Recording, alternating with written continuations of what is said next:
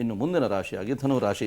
ಧನುರಾಶಿಯಲ್ಲಿ ಜನಿಸಿರ್ತಕ್ಕಂಥವರಿಗೆ ವರ್ಷದ ಪ್ರಾರಂಭದಲ್ಲಿ ಸಂತಾನಾಪೇಕ್ಷೆಗಳಿಗೆ ಖಂಡಿತವಾಗಿಯೂ ಧನುರಾಶಿಯವರಿಗೆ ಶುಭವಾಗುತ್ತೆ. ಯಾಕೆಂದರೆ ಜನ್ಮ ರಾಶಿಯಾಧಿಪತಿಯಾಗಿರ್ತಕ್ಕಂಥ ಗುರುವೇ ಪೂರ್ವ ಪುಣ್ಯ ಸ್ಥಾನ ಪಂಚಮ ಸ್ಥಾನದಲ್ಲಿ ಸಂಚರಿಸ್ತಾ ಇರತಕ್ಕಂಥದ್ದು ಮತ್ತು ತೃತೀಯದಲ್ಲಿ ಶನಿ ಸಂಚಾರವಿರತಕ್ಕಂಥದ್ರಿಂದ ಖಂಡಿತವಾಗಿಯೂ ಶನಿಯ ಅನುಗ್ರಹ ಗುರುವಿನ ಅನುಗ್ರಹ ಎಲ್ಲವೂ ಕೂಡ ಚೆನ್ನಾಗಿರುತ್ತೆ.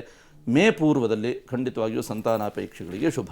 ಇನ್ನು ಸೇವಕಾದಿ ವರ್ಗದವರಿಂದ ಖಂಡಿತವಾಗಿಯೂ ಲಾಭವಾಗ್ತಕ್ಕಂಥ ಒಂದು ಸಾಧ್ಯತೆ, ಅಥವಾ ಕೆಲಸಗಾರರೇ ಇಲ್ಲ ಅಂತ ನಿಮ್ಮ ಒಂದು ಬಿಸ್ನೆಸ್ಸಲ್ಲಿ ತುಂಬಾ ಪರಿತಪಿಸ್ತಾ ಇದ್ದರೆ ಖಂಡಿತವಾಗಿಯೂ ಕೆಲಸಗಾರರ ಒಂದು ಸಮಸ್ಯೆ ಈ ಒಂದು ವರ್ಷ ಆಗೋದೇ ಇಲ್ಲ, ಚಿಂತೆ ಪಡ್ತಕ್ಕಂಥದ್ದು ಬೇಡ.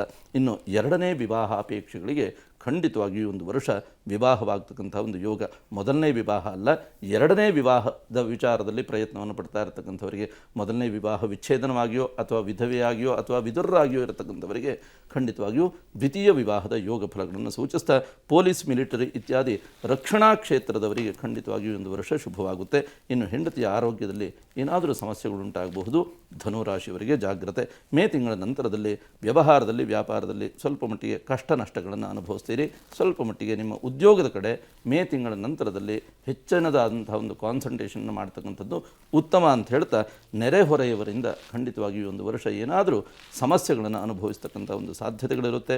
ನೆರೆಹೊರೆಯವರನ್ನು ಹೊರೆಯಾಗಿ ಅಂದುಕೊಳ್ಬೇಡಿ, ಅವ್ರನ್ನೂ ಕೂಡ ಆತ್ಮೀಯವಾಗಿ ಅವರಲ್ಲಿಯೂ ಕೂಡ ನಿಮ್ಮ ಒಂದು ಬಾಂಧವ್ಯ ಇರಲಿ ಹೇಳ್ತಕ್ಕಂಥ ಒಂದು ಸಲಹೆಯನ್ನು ನೀಡ್ತಾ, ದೋಷ ನಿಮಿತ್ತವಾಗಿ ಆಂಜನೇಯನ ಆರಾಧನೆಯನ್ನು ಈ ಒಂದು ವರ್ಷ ಮಾಡಿಕೊಳ್ಳಿ. ವಿಷ್ಣು ಕ್ಷೇತ್ರ ಯಾವುದಾದ್ರೂ ಪುರಾಣ ಪ್ರಸಿದ್ಧವಾದಂತಹ ವಿಷ್ಣು ಕ್ಷೇತ್ರವನ್ನು ದರ್ಶನವನ್ನು ಮಾಡಿ, ಸಾಧ್ಯವಾದರೆ ತಿರುಪತಿಗೆ ಯಾತ್ರೆಗೆ ಹೋಗಿ ಬನ್ನಿ, ಅದರಿಂದ ಖಂಡಿತವಾಗಿಯೂ ಶುಭವಾಗುತ್ತೆ.